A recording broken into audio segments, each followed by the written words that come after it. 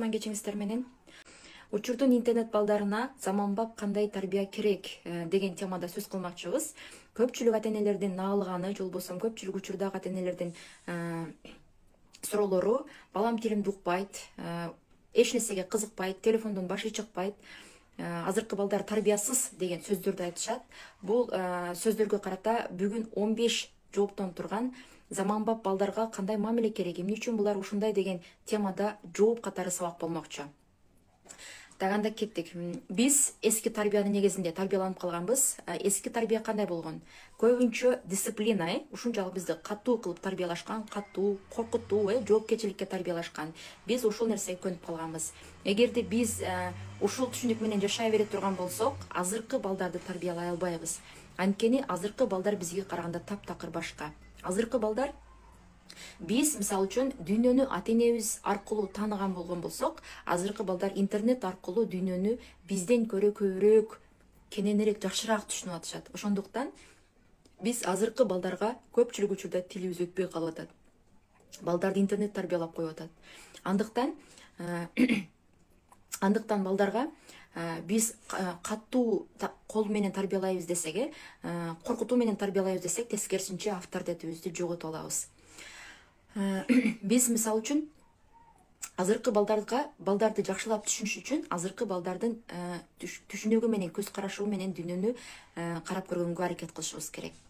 Эгерде, мисалы үчүн, биз СССР мезгилиндеги тарбияны мындай кененирээк, жакшыраак түшүнүп кала турган болсок, ал мезгилде кыңк этпей, буйрукка баш ийген, унчукпаган, өзүнүн каалоолору жок, өзүнүн сезимдери жок, ошончалык өкмөткө баш ийген адамдарды, жарандарды тарбиялоого ылайыктуу тарбияланып калыптырбыз. Ошол эле мезгилде мекен, родина деген нерселерди ушунчалык биздин аң сезимибизге сиңирип коюп, башкача айтканда, ыңгайлуу, мамлекетке ыңгайлуу, ошондой мамлекетти коргогонго ылайык тарбияланганбыз да. Көпчүлүк адамдар ошол система менен дагы эле мындай: мен билем, менин мектептеги билимдер жетет, же болбосо мен өзүм билем, өзүм түшүнөм деген чектен чыгышпай, азыркы балдарды жакшы түшүнө албай жатышат. Азыркы балдарга кандай мурдагы тарбиянын стили 3 нерседен турат деп айттым башында. Катуу дисциплина, катуу колдук же коркутуулук, ошондой эле жоопкерчилик тарбиялоо, аябага тарбиялоонун стили маанилүү болгон болсо, азыркы балдарга тескерисинче бүгүнкү заманбап учурдун балдарына тарбиялоо стили кандай болуш керек? Аларга биринчи жоопкерчилик, экинчиден чыгармачылык, үчүнчүдөн ойлоп тапкычтык, ошондой эле ойлоп тапкычтык, анан мамиле кылуу, ушул 4 сапатты биздин балдарыбызга калыптандырыш керек. Учурдун талабы ушундай болуп жатат да. Эмне үчүн жоопкерчилик? Алар өзүнүн ишине жоопкерчилик алганды билиш керек. Эмне үчүн чыгармачылык? Ушунчалык азыр бардык заман, техника өнүгүп жаткандыктан бала чыгармачылык менен иш кыла алыш керек. Бүгүнкү күндө диплом менен биз өзүбүздүн кыйындыгыбызды далилдей албайбыз, биз өзүбүздүн чыгармачылыгыбыз менен далилдей алабыз. Ошондой эле ойлоп табуучулук, ушунчалык азыр замандын өнүгүүсү менен биз элдерден өзгөчө жаңычылдык нерселерди ойлоп тапканга жөндөмдүү болушубуз керек. Ошондой эле коммуникация, мамиле кылуу жөндөмдүүлүгү өтө маанилүү. Эгерде биз ушул 4 сапатты балада калыптандыра турган болсок, өнүгүп жаткан техниканын заманында, өнүгүп жаткан роботтошуу заманында заманга конкурент боло роботторго конкурент боло ала турган татыктуу балдарды тарбиялайбыз. Эгерде биз мурдагыдай катуу кол, кыйкыруу, баланын сезимдерин, каалоолорун укпаган, оозун жаап кое турган режим менен, тарбиялоо стили менен тарбиялай турган болсок, балдарыбыздагы ушул заман талабына, учур талабына, роботтошуу техниканын талабына жөндөмдүү балдарды тарбиялай албай калат экенбиз. Биз ушуну жакшылап сезишибиз керек экен да, ата-энелерчи. Эгерде биз азыркы балдарга сен жаман окусаң дворник болосуң, жаман окусаң койчу болосуң деген сөздөрдү айтып, биз аларды коркутам, биз ошентип аларды башкарып тарбиялайм десек, таптакыр адашып калабыз. Анткени азыркы балдар интернеттен кишилердин миллионер болуп аткандыгын бизден көрө толтура билип жатышат, көрүп жатышат. Бул сөздөргө такыр ишенишпейт дагы. Тескерисинче ата-энелердин бул сөзүбүз аркылуу авторитети кетип калат. Ахмет, бул жерде ойнобой тура балам. Андан кийинки 6-эреже: эгерде биз балдарга кыйкырып, коркутуп, мурдагыдай кыйкырып, коркутуп, мамиле кылып башкарам дегендин ордуна балдарга сүйлөшүү жолун тандап алышыбыз керек. Анткени Z муунун түшүнүгү ушунчалык авторитардык мамилени жакшы түшүнүшөт, аларды кабыл алышпайт, сезип турушат, жактырышпайт. Бул балдарга заман талабына жараша демократиялык мамилени талап кылышат. Демократиялык дегенде баланын да ойлору, баланын да укуктарын сыйлаган мамилени талап кылышат. Демек, азыркы балдарды биз кыйкырып, урушуп тарбиялай турган болсок, бул кылмыш экендигин жакшы билишет. Анткени чет өлкөлөрдө ата-эненин балага карата ушундай укуктарын бузуу, урушуп, кыйкыруу сыяктуу мамилелерге жоопко, мыйзам чегинде жоопко тартылаарын билип турушат. Демек, ушундай мамилебиз аркылуу биз балдарыбызга өзүбүздүн авторитетибизди, аброюбузду жоготуп алабыз. Кийинки эреже, эгерде биз балдарыбызды туура эмес иш кыла турган болсок, бизге жакпаган адаттарын көрө турган болсок, мен сенин чокуңдоюм, мен сени эмне деп коет, менден муш жейсиң деген сыяктуу ар кандай өзүбүздүн ата-энебиздин көрүп үйрөнүп калган адаттагы баягы урушуу, жемелөө сөздөрүбүздүн ордуна кел экөөбүз сүйлөшүп алалык, кел чечишип алалык деген сыяктуу баланы чоң кишидей аны менен тең укукта бирдейликти кармап сүйлөшүүгө чакырган болсок, балабыз ошол сөздү жакшыраак угат. Тескерисинче биз аларды кыйкырып, урушуп мамиле кыла турган болсок, бул балдарда бизге карата жек көрүү, таарынуу, өчөшүү сыяктуу сезимдери пайда болот дагы. Өспүрүм куракка келгенде ар кандай терс жүрүм турумдарга, ар кандай жаман топторго, ар кандай баягындай жаман адаттарга өтүп кетип, өзүнүн жүрүм туруму аркылуу биздин мамилебиздин жакпагандыгын ошол жүрүм турумдар менен көрсөтөт. Өзүбүзгө эч качан салыштырбашыбыз керек экен. Биздин мисалы үчүн ата-энелерибиз урушканда унчукпай угуп, макул болуп, каталарыбызды мойнубузга алып калганбыз да, азыркы балдар андай эмес. Алар тескерисинче бизге каршылык аракеттерин жасап баштайт экен, жүрүм турумдар аркылуу. Демек, эгерде биз өспүрүм курактагы балабыз ар кандай терс жүрүм турумдарын көрсөтүп аткан болсо, эмне үчүн менин тилим укпай атат, эмне үчүн ушундай терс жолго түшүп кетти, эмне үчүн мисалы үчүн тамеки чегип кетти деп кайгыруунун ордуна, мисалы үчүн эмне үчүн тентек болуп атат, жаман топторго, хулиган балдарга кошулуп атат деген ордуна буга чейинки берилген тарбиябызды анализ кылышыбыз керек экен. Демек, буга чейин биз мындай тарбиябызда демократиялык багында деп коебузбу, же болбосо тең укукта дейбизби, баланын укуктарын сыйлаган мамиле кылбаган болсок, демек алардын бизге карата нааразылыгын ошондой терс жүрүм турумдар менен көрсөтүшөт экен. Эгерде балага ушуну көрмөксүң сен, ушундай болорун мен билгемин деген биздин өчөшүү сөздөрүбүздүн ордуна сен кандай ойлодуң эле, эмне максатта мындай кылдың, эмне үчүн мындай кылдың эле деген сүйлөшүү, жакшынакай мамиленин формасына өтүшүбүз керек экен.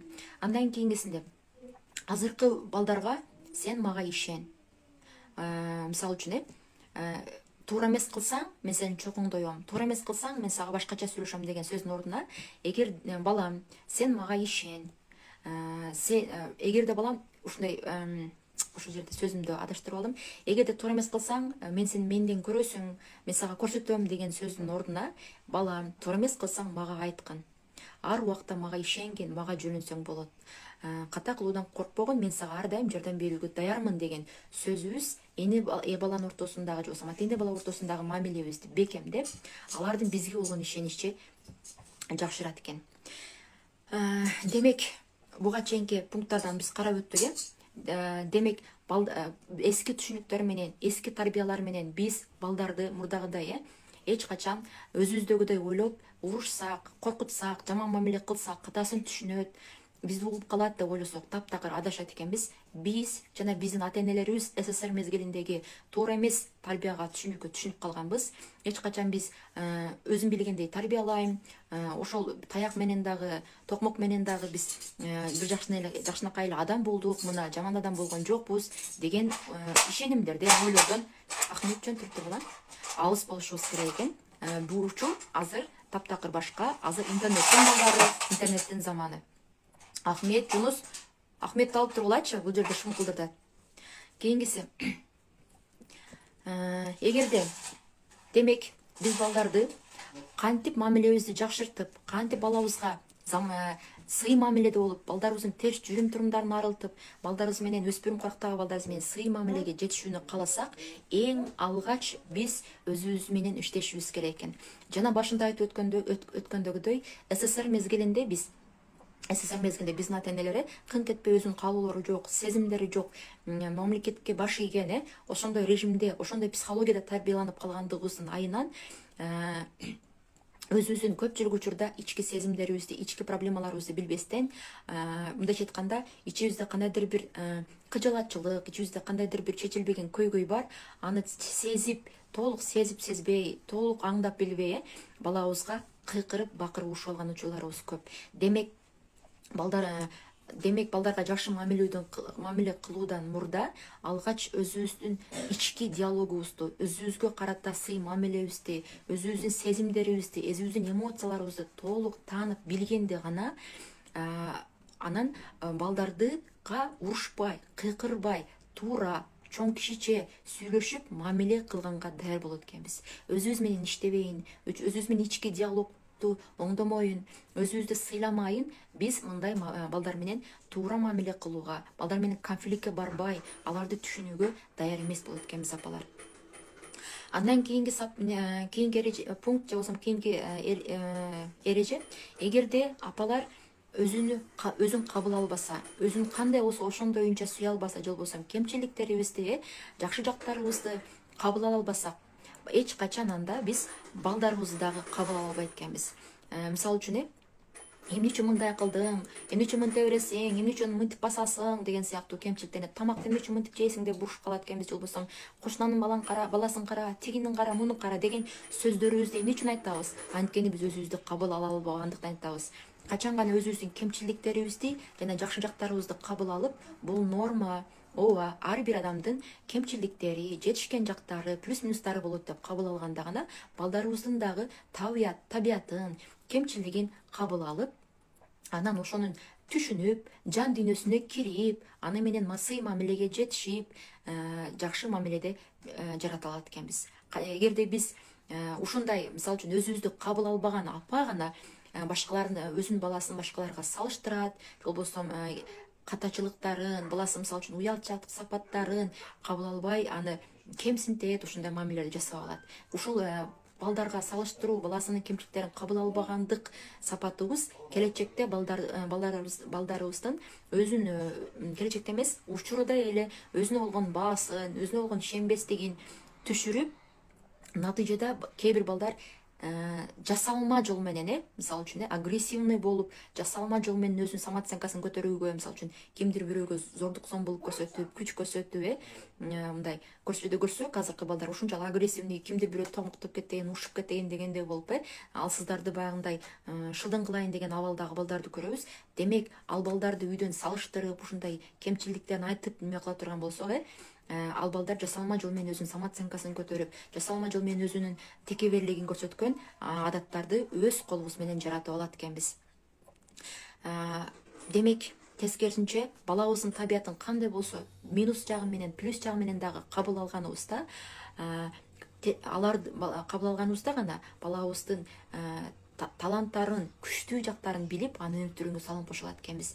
Учурда кээ бир апалар балдардын күчтүү жактарын, эмнеге жөндөмдүү, эмнеге таланттуу экенин дагы билбеген учурлар, билбегендер көп да. Андан кийингиси, бала, мисалы үчүн кичинекей баланы, кичинекей бала деп эле кагып силкеп, турчу, сүйлөбөй турчу деп кагып силкеп коебуз да, көпчүлүк апалар ушундай, сүйлөбөй турчу, оозун жаап турчу депчи. Бала бул дүйнөгө келдиби? Демек ал адам. Анын албетте ал кичинекей бала болушу мүмкүн, анын акыл эси жете элек. Кандай болгон күндө дагы бала бул дүйнөгө келдиби? Анын сезимдери бар, анын көңүлү бар. Сезимдери эч качан эч нерсени унутпастыгын азыр баарыбыз эле билип жатабыз. Демек, балага адам катары анын көңүлү, ага дагы жакшы мамиле керек экендигин, ага да сый мамиле керек экендигин түшүнүшүбүз зарыл. Андан кийингиси, баланын дагы негатив сезимдерин кабыл алуу. Мисалы үчүн, биз өзүбүз деле негатив сезимдерибиз бар. Ачууланабыз, капа болобуз, жактырбайбыз, таарынабыз. Демек, биз ушул сапаттарыбыз барлыгы үчүн жаман адам эмеспиз.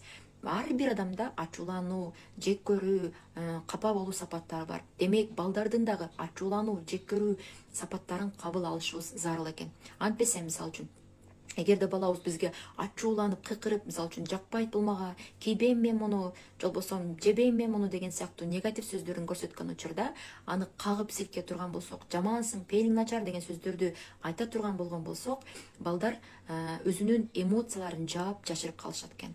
Мен жаман экенмин деген ойдо калышат. Натыйжада анын түпкү аң сезиминде мен жаманмын деген ишеним орноп кала турган болсо, ар дайым бала мен жаманмын, мен бир иш баштабашым керек, мен ката кылбашым керек, мен жаман болуп калам, ката кетирсем жаман болуп калам, мен бир иш баштасам туура эмес болуп калса жаман болуп калам, мени сүйгөнгө болбойт анткени мен жаманмын, мени менен достошууга, мамиле кылууга болбойт, мен жаманмын деген ишеним орноп калат дагы. Жашоосунун бардык тараптарында дейбизби, жашоосунун бардык мындай деп коет, бардык чөйрөсүндө өзүн артка тартып мен жаманмын деп ийгиликсиз баланы өз колубуз менен жаратып алат экенбиз. Демек балабыз ачууланып атабы, мага жакпайт болсо мындай кылтам деп өзүнүн характерин көрсөтүп аткан болсо, эгерде биз чарчап турсак, мен чарчап турам азыр, кел сен менен жарым саат эс алып анан сүйлөшөйүн деген сыяктуу сөздөрүбүздү айтканда, тескерисинче заманга шай келген баланын эмоционалдык интеллектисин жаратат экенбиз. Балабыз ачууланып атабы, жактырбай атабы, негатив агрессиясын көрсөтүп атабы, анда биз балага эмоциябызды өзгөртпөй эле жөнөкөй мындай кадимкидей эле абалыбызды бузбай, өзүбүздүн тонубузду өзгөртпөй эле норма катары жакшынакай эле сүйлөшүп койгонго жетишсек, демек бала дагы ачуулануу, башка нерсе норма экендигин түшүнүп баштайт. Бара-бара акылы жетип, мындай токтолуп чоңое баштаган бала эмнеге ачуулануу керек деген, эмнеге ачууланбас керек деген бизге карап эле өзү түзүп алат. Кичинекей бала болбос нерсеге ачуулана берет. Мисалы үчүн, ага да биз ачууланып жооп бергенибиз бул талапка, же болбосо бул чоң адамдын, чоң апанын жоругуна туура келбей калат экен да. Кийинкиси, демек балабыздын дагы негативтерин кабыл алып, балабыздын дагы сезимдерин кабыл алып, анын сезимдерин чыгарууга жардам беришибиз керек экен. Эгер сезимдерин чыгарбаган бала, өзүңүздөр билесиздер, ар кандай психосоматикалык жактан ооруп калышат деп айтышат психологдор, же болбосо ошол сезимдерин чыгарбаган агрессиясын баары бир кайсы бир жактан чыгарып алышат. Же болбосо мектептен, же болбосо досторунан, же болбосо кайсы бир башка бир тууган бөбөктөрүнөн сезимдерин чыгарып алат. Демек баланын учурунда өзүнүн ички негативин чыгаранга мүмкүнчүлүк беришибиз керек экен. Андан кийинкиси, эгерде биз балдарыбызды мисалы үчүн катасын көзгө саяп көрсөтүп, урушуп, муну ката кылдың, муну мындай кылдың деп айта турган болгон болсок, балдарда мен ката кылбашым керек экен, мен ката кылат экенмин деп коркуу сезим пайда болуп калат. Натыйжада мен ката кыламын, мен ката кылганым бул туура эмес экен деген ишеним менен бала жашап кала турган болсо, ал мектепке барганда, доскага чыккан, мектепте жооп бергенден, доскага чыккандан коркот. Мен азыр ката кылып калам деген коркуу сезим орнойт дагы. Баланын корккон учурда билесиздер, логикалык мээси жабылып калат дагы, ал билген нерсесин дагы айта албай калат. Мектепте ушул нерсе уланып, андан кийин чоң жашоосунда балким окууга тапшыргандан мен ката кылып аламын деп корко баштайт. Чоң жумушка кирерде ката кылып алам деп корко баштайт дагы. Бара-бара балабыз натыйжада ийгиликсиз болуп калат экен. Демек, баланын катачылыктарын көзгө саяп көрсөтүүнүн ордуна анын туура жолун жакшынакай эле түшүндүрүп коюш керек экен да. Балага бир нерсени туура кылдыруу керек болсо жылдап үйрөтүү менен коштолот. Алар дүйнөнү үйрөнүүчү, эч качан алар бир нерсени көрүп эле сопсонун биз каалагандай идеалдуу кылып жасай албайт. Биз аны чоң адамдар катары түшүнүшүбүз керек. Демек алар ката кылганы норма, аны ката кылганын ошондой боюнча кабыл алышыбыз керек. Андан кийингиси, баланын оозун жабуу. Мисалы үчүн, албетте биз балдарыбыз менен кээде уруша кетебиз, түшүнбөстүктөр болот, конфликттер болуп кетиши мүмкүн. Ошол учурда биз өзүбүздү баягы ата-энелик немебизге салып, ата-энеликке салып, балабызды урушуп, андан үстүн келип кыйкырып, оозун жаап, жеңе турган болгонубузда бир нерсени эске алышыбыз керек экен. Оозу жабылып калган бала мектепке барганда дагы өзүнүн укуктарын оозун жаап коргой албайт. Мугалимге оозун жабат, классташтардын арасында оозун жабат, чоң жашоодо начальниктен оозун жабат.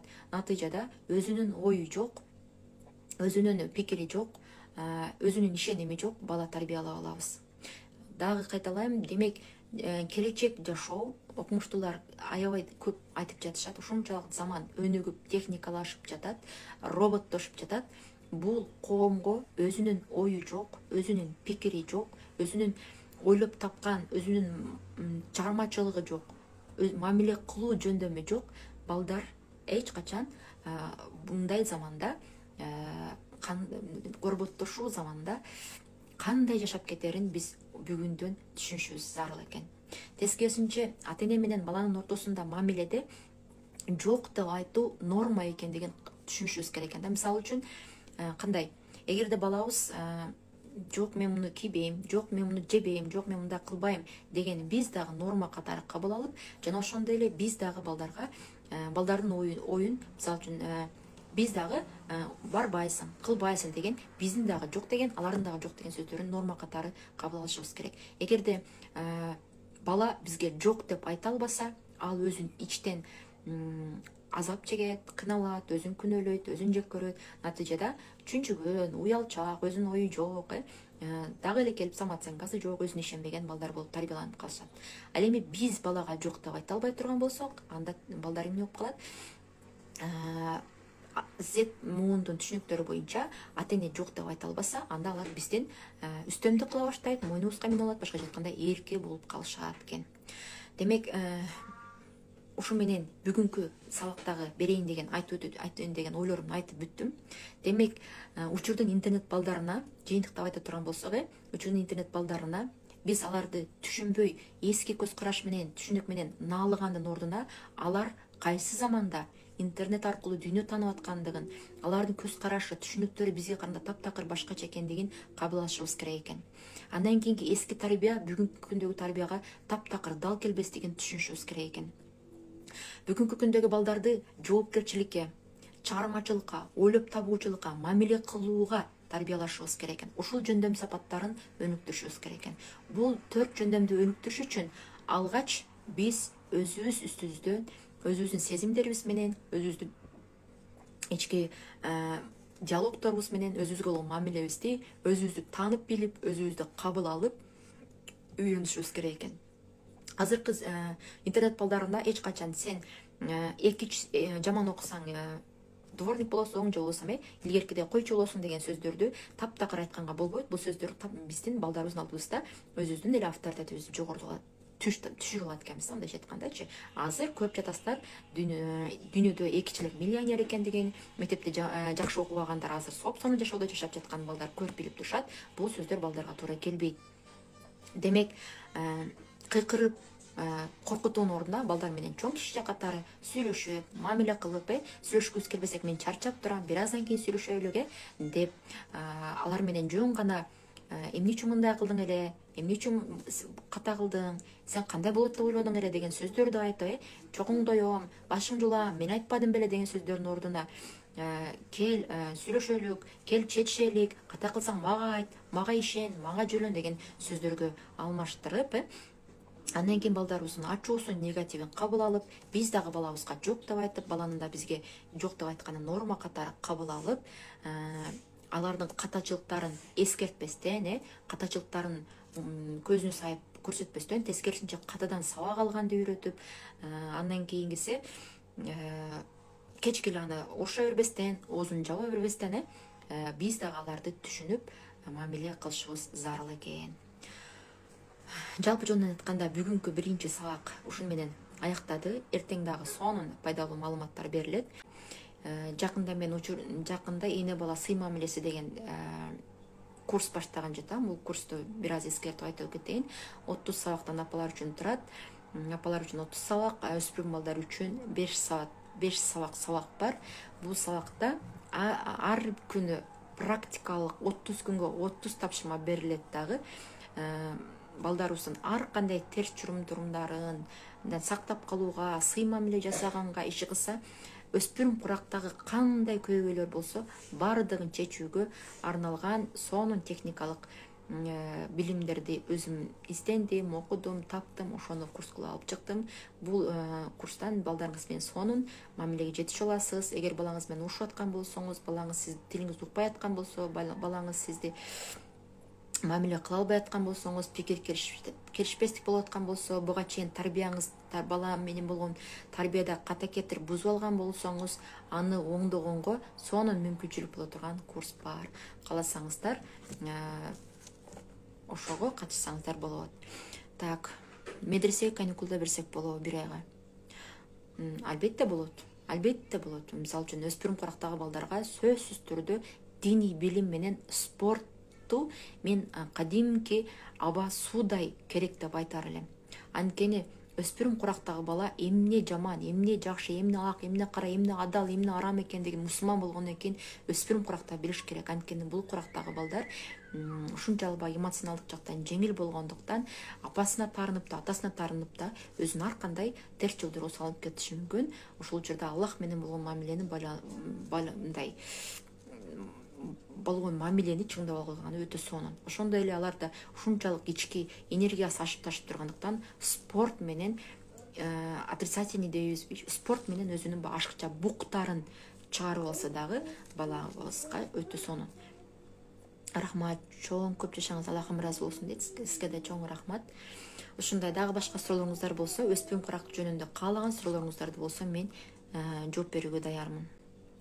Чоң рахмат, сонун сабак болду дейт. Учурда мен өспүрүм курак боюнча өтө катуу изилдеп жатамын, аябай катуу окуп жатамын.